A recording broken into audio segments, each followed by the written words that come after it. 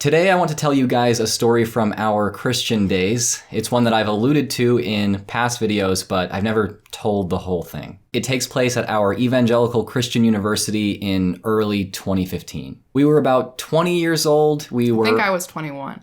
That's okay. Yeah. I was 20, you were 21. We were already engaged. Mm-hmm. I was in my senior year, beginning of senior year, and you were at the end of junior year. Yeah. And an important detail, we were still very devoted Christians, no doubts yet or anything like that. We were steadfast in the faith still. We had this thing at our school called Spiritual Emphasis Week. This was where missionaries from all over the world that were somehow associated with the school would visit the school, talk about their ministry, and give the students an opportunity to learn about missions or even participate in missions around in the local community. We went to an ice cream social and there found the place pretty packed, but we did find one table that had 2 seats open. So we got our ice cream, sat down, and started having a conversation with the missionaries there who were living in Utah. It was a married couple that lived in Utah and ministered to Mormons, trying to convert them out of a false Christianity or false religion into true Christianity. I remember her being pretty nice, but in preparation for telling the story, you told me that you had a certain impression of the guy. I don't, just because this was 8 years ago, I kind of don't remember it super well, but I remember, I was left with the impression that the guy was very just critical of Mormon beliefs, and he really, really thought that they were in like desperate need of saving. Yeah. And he just seemed to almost despise them a little bit. Not that, I don't think he despised them, but he really despised their beliefs and thought it was very backwards. Yeah. When they asked our majors, I told them I was in counseling psychology, and they got very excited about that instantly. Yeah, they were super, super interested. And that was because their ministry was looking for people like me. Apparently, there were only 2 Christian counselors in the entire state of Utah. The rest were either non-believers or Mormons, not real Christians. So they were looking to interface with some counseling psychology majors at the school. They started telling us about their plan, which was to have licensed professional counselors, maybe who had come from our school, in association with their ministry, so that when those counselors got Mormon clients, the counselors could speak the truth to those Mormon clients and then refer them to their ministry for just further spiritual guidance. The guy, I remember he assured me that it was very easy to, help them see the truth of real Christianity when you were their therapist. So did the clients know that you weren't a Mormon, and did they know that you were trying to convert them out of Mormonism? They would definitely not know that you were trying to convert them. That was supposed to be kept on the down low. I don't think that they said you should advertise that you are not Mormon, because that might kind of blow your cover. Yeah. I mean, the point was to be this covert operative, secretly sowing seeds of doubt among your clients so that they would convert. So you're kind of using your position of power over your clients and you have this like agenda of trying to get them to deconvert. Right. It was just pure manipulation. Or at least I didn't think it was then, but I see that now. I mean, that's not legal, right? Like if a counseling board actually found out about that, you would lose your license. Okay. Yeah. I was going to say that does not seem like it would be legal. The missionaries then told us that they were working with our psychology department to send a bunch of counseling psychology students to Utah to learn about ministering to Mormons during spring break. So spring break would have a bunch of students go visit them, and they said that I should definitely consider doing that, and they would tell me more about it, or at least I get to hear more about it once they spoke in our chapel later on that week. Before the ice cream social was over, they made sure to tell us that they thought that us sitting at their table and talking with them was God's will, because, they needed people basically exactly like me, and preferably someone who would bring their wife along and settle down there and be in their ministry more permanently. And looking at the situation for us, we also thought that, this might be God's will. God might have orchestrated this whole thing for us to meet them at this ice cream social so that we could become missionaries and, fulfill his will for our lives. I mean, also, if you think about the timing of it, it's, you were going into what, senior year? And I was going into end of my junior year. Yeah. So it's like we're looking for what we're going to do after college anyways. Right. And then when you meet these adults who are telling you, oh, it's God's will for you to have met us today, you're going to think that this is God's will. Yeah. And then also the fact that these were the only 2 seats that we actually saw available. Yeah. We thought that, oh, God saved these seats for us. So I remember walking away from that, like literally walking back to the dorms, being like, do you think that God has called us to be missionaries there? Or like to at least to talk to them? And I thought that you were. I mean, I was on the same page. I was like, yeah. Yeah. So, I mean. It really seemed like it. It was incredible. And obviously, today we see this a little differently. Maybe these were all coincidences. But back then, with our very Christian perspective, we saw it as like divine intervention. How could you not? Now, obviously, this plan was extremely unethical. Yeah. Like, I can't even imagine doing this. It was me using my position of power, like you said, to manipulate my clients who were coming to me in a vulnerable time and choosing to be vulnerable with me.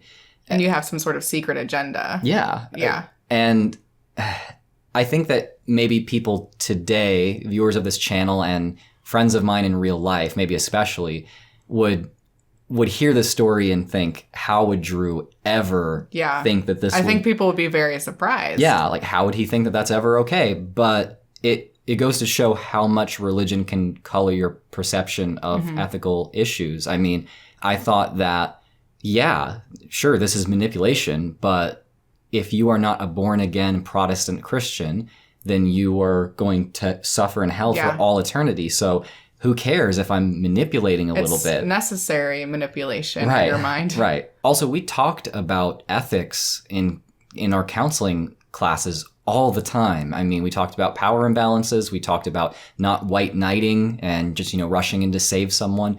We talked about ethical issues constantly, but clearly we didn't talk about the ethics of sharing our religious beliefs enough. I mean, we did talk about that, but clearly not enough to dissuade me from thinking that this was cool. I was in my senior year. I was pretty much done with all my counseling classes. I was starting to do some master's work. Yeah. It's like they would have taught you that by then. So clearly they had no intention of discussing the ethics of, forcing your beliefs on other people. Yeah. So a few days after we meet them, we see these missionaries talking in chapel. They were talking about, converting Mormons and how easy that can be because Mormon history is completely lacking. Proof for Mormonism is completely lacking.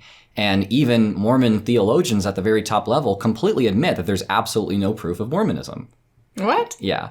And then they were saying, the proof for Christianity, their version of Christianity, is just so abundant that it's incredibly easy to share. There's historical proof, there's philosophical, there's scientific proof. It's so easy to convert someone to Christianity based on the evidence because there's so much. I do remember after that chapel was over talking to you about it and saying, I agree that there is so much evidence for Christianity, but I wish that he would have gone into what he was referring to there instead of just saying, there's so much evidence for Christianity. It's just so obvious. But he was speaking to a captive audience of something like 1,500 Christians who had to sign a written statement that said they were Christians in order to be at the university. So it's not like he had to prove it.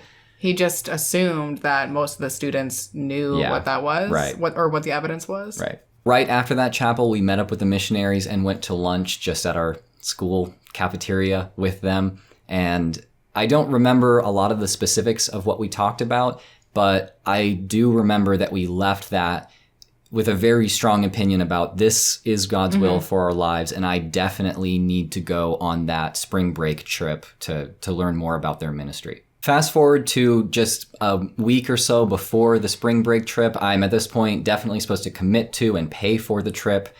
I was intending to go, but then Taylor realized that she needed me to stay with her. She was planning for our wedding coming up later that summer, and there were things that we needed to be together for.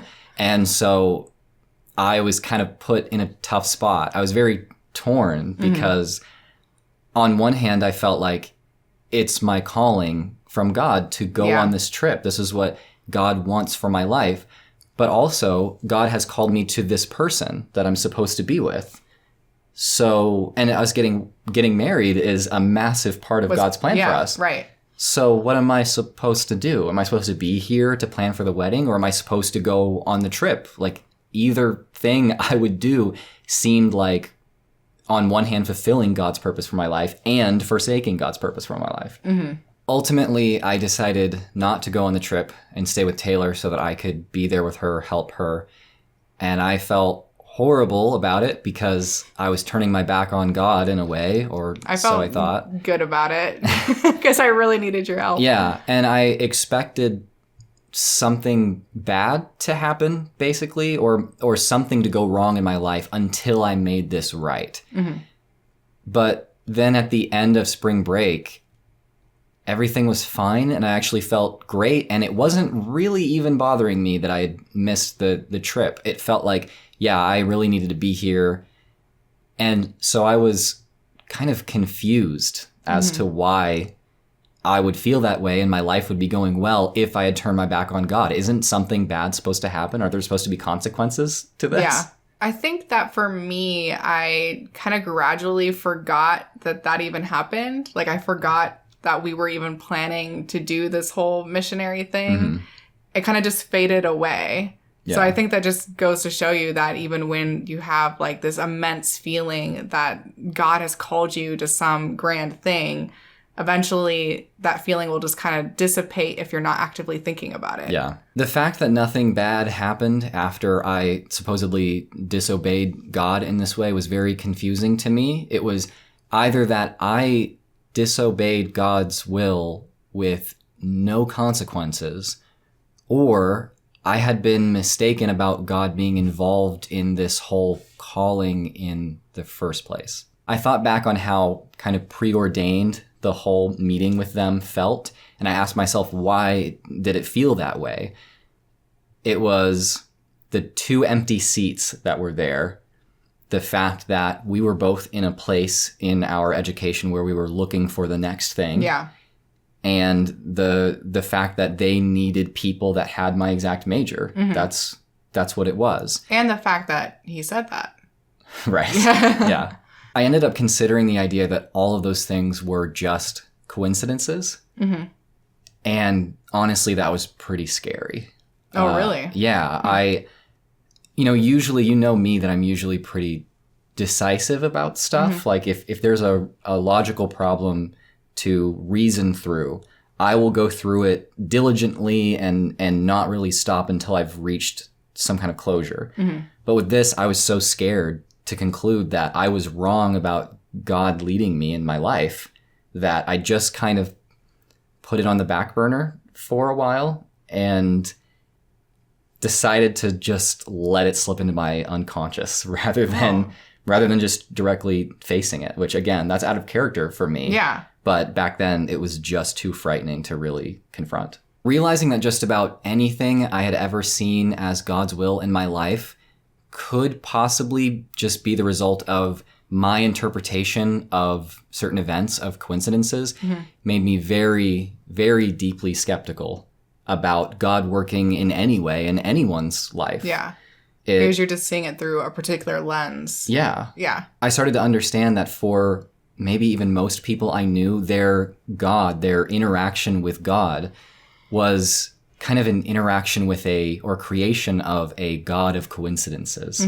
Everything that they attributed to God's will or activity in their life could just kind of be randomness that they are using a narrative to link all together to make meaning out of. Yeah, right. At this point, I realized that there was no real way to prove God's involvement in anyone's life. So I didn't leave Christianity when I realized this, but I definitely did stop just instantly believing people when they said, oh yeah, this is God's will for me, or like God spoke to me and said this, or God moved in my life and now I'm going in this direction. It rang completely hollow for me at that point. I didn't disbelieve that God existed and could, intervene in people's lives, but I didn't really know how I could ever demonstrate that he did, because for me, I knew I was mistaken. So other people could definitely be mistaken too. Yeah. Interpreting coincidences in your life according to some narrative can definitely make you feel good. I know that for us, we felt completely elated that God was supposedly moving in our lives and directing us. It was a good feeling. But if I had continued to chase that feeling and use that kind of narrative in my life, then I would have ended up being an abuser. Right. Yeah. And so there is a downside to thinking in this way, to making meaning out of coincidences when you don't necessarily have proof that the mechanism behind those coincidences is really anything other than random chance. Yeah. I think that feeling can kind of blind you from looking at your actions objectively, and you won't be critical or self-aware enough. So I want to ask you before we go, are you happy with not being a missionary's wife, or would you have preferred to become a missionary's wife? I'm very happy not being a missionary's wife. I'm just trying to think about what our life would have even looked like if we had gone down that path. We'd probably be living in Provo, Utah, surrounded by... I mean, I like Utah. That would be cool. Do you want to spend all of your time trying to trick Mormons into... No, that's the thing. I would not be okay with manipulating and honestly emotionally abusing people. Yeah. So, yeah, I'm very happy to not do that. All right, guys, I hope you enjoyed this story. Thank you very much for watching. As always, I have been Drew of Genetically Modified Skeptic and my wife, Taylor. The Antibot. A special thank you to my patrons for their constant love and support. If you want to hear more from me, then subscribe. If you want to hear more from Taylor, then subscribe to her channel over at The Antibot.